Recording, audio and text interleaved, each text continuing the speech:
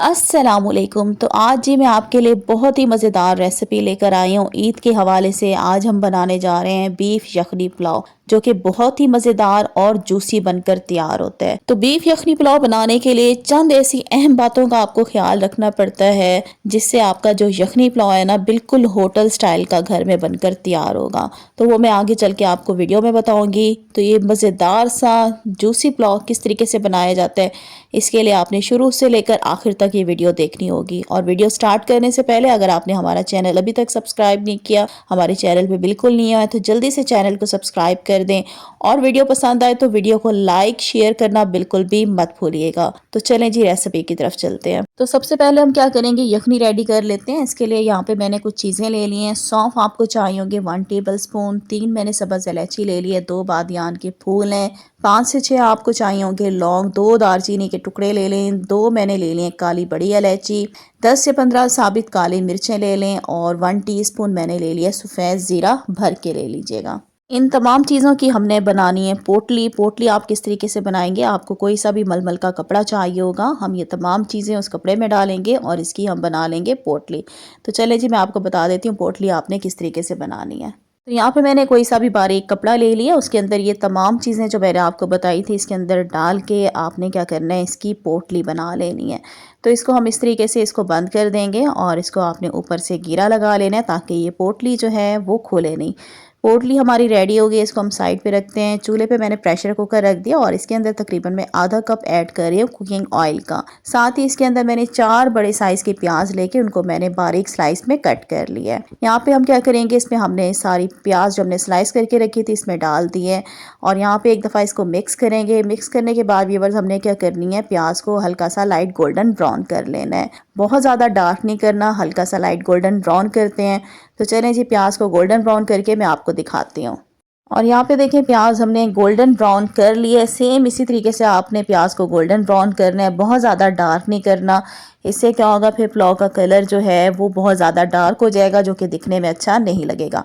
अच्छा, थोड़ी सी प्याज जो है मैं इसमें से निकाल के इसको अलग रख रही हूँ, ये मैं आपको बाद में बताऊँगी कि मैंने क्यों निकाली है। साइड पर रखने के बाद अब इसके अंदर ऐड कर देंगे हम गोश्त। तो यहाँ पे मैंने तकरीबन 500 ग्राम जो है बीफ का गोश्त ले लिया। बोन के साथ में गोश्त जो है वो इस्तेमाल कर रही हूँ। गोश्त डालने के बाद इसमें तकरीबन 1 कप मैंने दही ऐड कर दी है। 5 से 6 साबित हरी मिर्चें जाएंगी, जिनके बीच में मैंने हल्का सा कट का निशान लगा दिया था। नमक इसमें डालेंगे 1.5 टेबल स्पून मैंने इसमें नमक ऐड कर दिया। नमक आप अपने टेस्ट के हिसाब से इसमें डाल लीजिएगा। अब इसमें साबित सूखा धनिया जो है मैंने कूट के ऐड कर दिया 1 टेबल स्पून भर के। और यहाँ पे अब हम क्या करेंगे, इन तमाम चीज़ों को एक दफ़ा अच्छे तरीके से मिक्स करेंगे। अच्छा, मिक्स करने के दौरान मुझे याद आया कि मैंने इसके अंदर अदरक लहसुन का पेस्ट तो डाला ही नहीं है। तो यहाँ पे 1.5 टेबल स्पून जो है भर के आपने अदरक लहसुन का पेस्ट इसके अंदर डाल देना है। इसको भी मिक्स करेंगे और मिक्स करने के बाद गोश्त की अब हमने भुनाई कर लेनी है। तकरीबन 2 मिनट जो है मीडियम आंच पे हम गोश्त को अच्छे तरीके से भून लेते हैं। तो यहाँ पे मैं क्या करती हूँ, गोश्त को अच्छे तरीके से भून के उसके बाद फिर मैं आपको आगे बताती हूँ कि क्या करना है। और वीडियो देखते देखते यहाँ तक पहुँच ही चुके हैं। मेरे चैनल पे नहीं है तो जल्दी से अभी चैनल को सब्सक्राइब कर दें और वीडियो पसंद आ रही है तो वीडियो को लाइक भी ज़रूर कर दें। तो यहाँ पे मैंने गोश्त को 2 से 3 मिनट जो है इसको मीडियम आंच पे मैंने अच्छे तरीके से भून लिया। अब गोश्त को गलाने के लिए इसमें मैं पानी ऐड करूँगी। पानी तकरीबन मैं इसमें ऐड कर रही हूँ 3 लीटर, क्योंकि बीफ का गोश्त है, इसको गलने में भी टाइम लगता है और हमने इसकी यखनी भी बनानी है। 3 लीटर मैंने इसमें पानी ऐड कर दिया और अब क्या करेंगे, इसको मिक्स करेंगे। मिक्स करने के बाद व्यूअर जो हमने पोटली बनाई थी ना, वो हम इसी स्टेज पे इसके अंदर डाल देंगे। एक बार क्या करेंगे, इन तमाम चीज़ों को अच्छे तरीके से मिक्स करेंगे। मिक्स करने के बाद अब कुकर का ढक्कन हमने क्या करना है, इसको बंद कर देना है और इसके ऊपर हम लगा देंगे सीटी। अब हमने क्या करना है, गोश्त को हमने तकरीबन 95% जितना इसको हमने गला लेना है। इसको हम प्रेशर देंगे और ये कितनी देर में गोश्त गलता है ये मैं आपको थोड़ी देर तक बताती हूँ।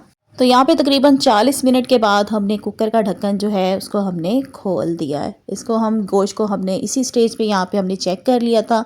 गोश्त जो है वो हमारा प्रॉपर तरीके से जो है वो गल चुका है और यहाँ पे हमारी जो यखनी है वो भी बेहतरीन खुशबूदार बनकर तैयार हो चुकी है। तो अब यहाँ पे क्या करते हैं, जो हमने व्यूवर्स यहाँ पे हमने पोटली बनाई थी ना, उसको हमने निकाल देना है, क्योंकि इसका सारा जो टेस्ट है वो इसके अंदर ऑलरेडी यखनी में शामिल हो गया। अच्छे तरीके से इसको प्रेस करेंगे ताकि अंदर से सारा जो इसका पानी है वो अच्छे तरीके से निकल जाए। पोटली को हमने निकाल के वो कर दिया। अब खुशबू के लिए इसमें हम ऐड कर देंगे केवड़ा एसेंस। तो ये इसमें मैं डालूंगी 2 से 3 ड्रॉप, ज़्यादा मत डालेगा। एसेंस है क्योंकि एसेंस बहुत शार्प होता है, इससे ज़्यादा डालेंगे तो आपके चावल भी कड़वे हो सकते हैं। उसके बाद इसमें मैंने कटा हुआ हरा धनिया ऐड कर दिया, थोड़ा सा आधा कप कटा हुआ हरा धनिया भी था और साथ पुदीना भी था। अच्छा, इस स्टेज पे देखें व्यूवर्स, आप चेक कर लीजिएगा, अगर आपको नमक यखनी में कम लगे तो इसी स्टेज पे आप इसके अंदर नमक भी ऐड कर सकते हैं। यहाँ पे देखें एक दफ़ा आपने इसको अच्छे तरीके से मिक्स कर दिया। अब इस यखनी के अंदर हम डालेंगे चावल। तो यहाँ पे मैंने चावल ले लिए हैं, पक्की बासमती राइस मैंने यहाँ पे ले लिए हैं, तकरीबन 2 गिलास। चावलों को साफ़ करके जस्ट मैंने इसको 15 से 20 मिनट पहले पानी में इनको मैंने भिगो दिया था। अब इसी यखनी के अंदर हम ऐड कर देंगे अपने चावल। चावलों का पानी जो था वो मैंने ड्रेन कर लिया था। आराम से क्या करेंगे, एक दफ़ा इसमें हमने चम्मच चलाना है। चम्मच जो है इसके अंदर हम बड़े हल्के हाथ से इसको हिलाएंगे ताकि जो हमारे चावल हैं वो टूटे नहीं।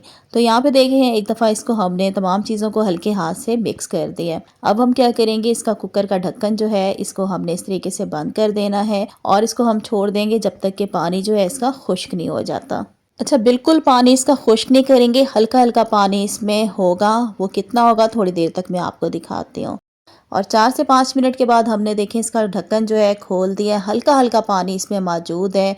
आपने इसको बिल्कुल पानी को बिल्कुल ड्राई नहीं करना। जब भी चावलों को दम लगाएं तो इसके अंदर हल्का हल्का पानी होना चाहिए।